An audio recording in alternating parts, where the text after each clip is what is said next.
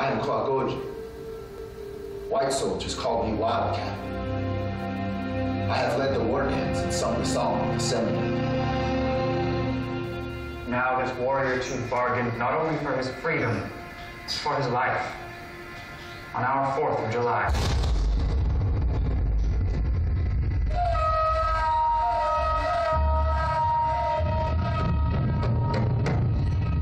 My feet are chained, but the head and heart of Kwagoji reaches out to his people. The great white chief says that only when my band comes in shall we again walk free in Arkansas. Take these sticks, here are 39 for each day. This, much larger than the rest with blood upon it, is before you. If the others are thrown away, only this remains. Say to my people that the setting sun of that day will shine upon the bodies of each of us, hanging in the wind like dogs, and only white men shall hear Kwagoji's last words. The following day, Wakachi's messengers started upon their solemn mission. They now had precious little time to convince their people to give up the fight, to join Wakachi here at Fort Brooke, to agree to be moved to the west. If not, their brave leader would hang.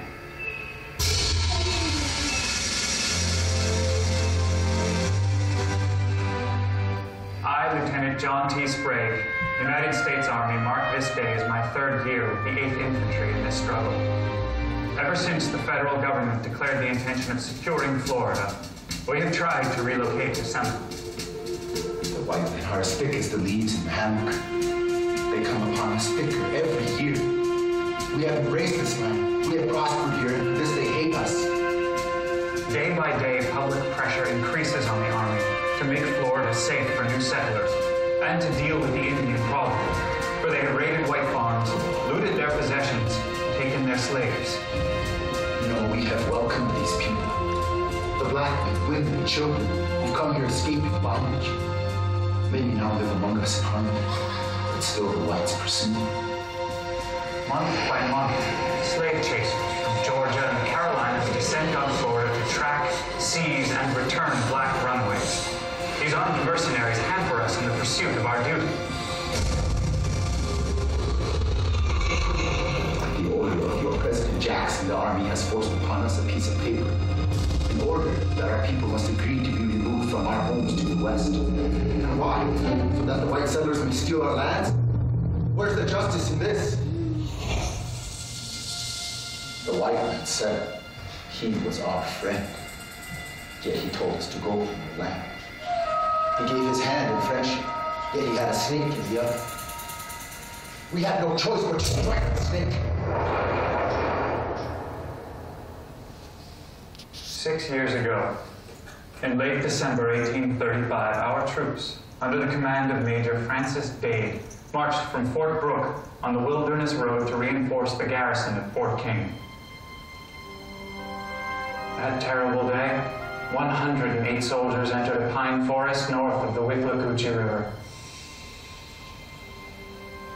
We caught them by surprise as they marched through our land. Their sky blue jackets and white belts made the soldiers easy targets.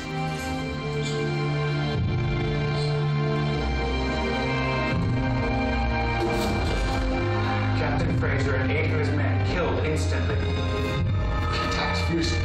Our will was great. They could not stop us. It's said the woods rang with war whoops. The crack of their rifles was like one incessant pealing bell.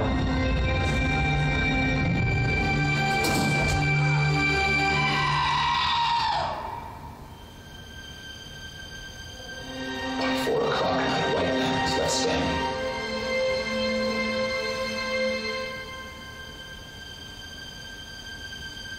From that day on, the Indians' footsteps would be marked with desolation and blood.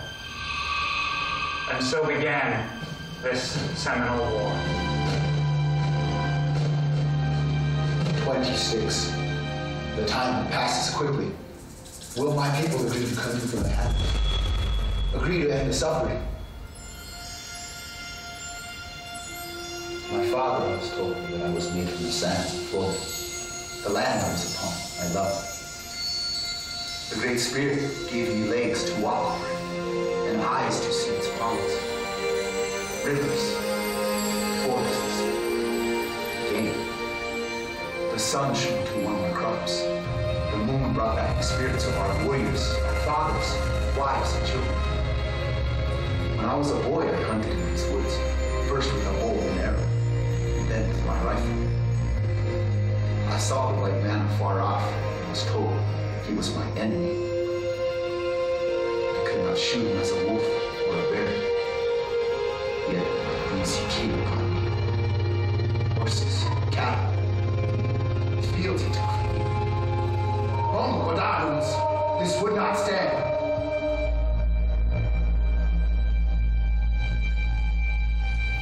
The Indians were indeed surrounded by crafty and scheming men, including our government agents who wronged them, and these wrongs made them vengeful.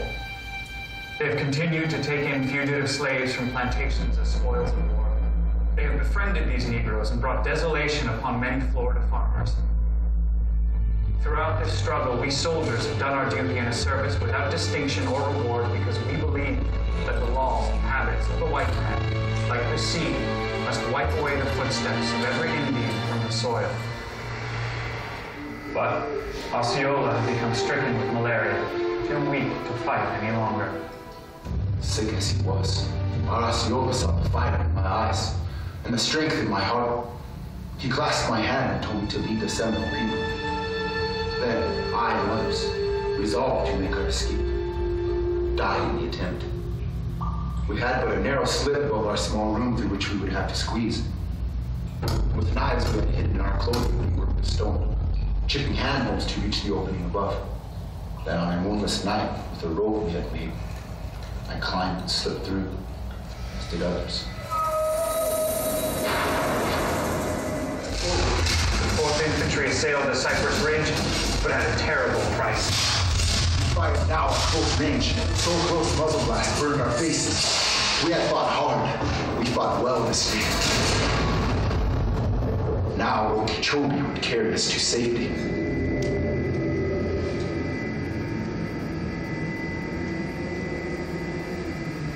By 3 o'clock, the battle was done. Colonel Taylor claimed victory. Yet in truth, our losses were so great that this battle at Okeechobee changed the tactics of our war with the Seminoles from then on. Many soldiers pursued us, but in smaller groups now. As we had so many times before, we attacked swiftly, then disappeared to fight again. Yet still they came, to our hammocks, to our camps, to our hiding places. They stalked us like jackals. They set fire to our crops, shot our cattle, killed any who resisted. To make a noise was to be discovered. So our wounded women suffered. In silence, our harvests were destroyed.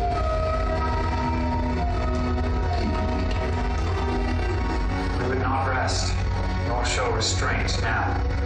We were resolved to end this war at all costs.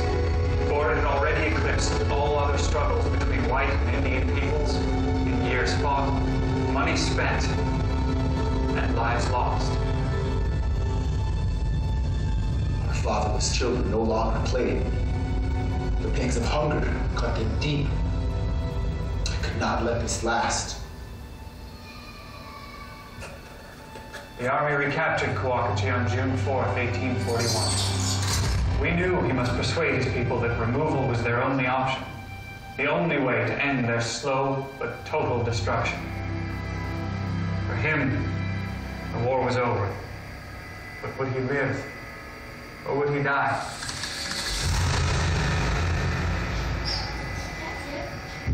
When told that his warriors were all in camp, Coochatchee's spirits changed.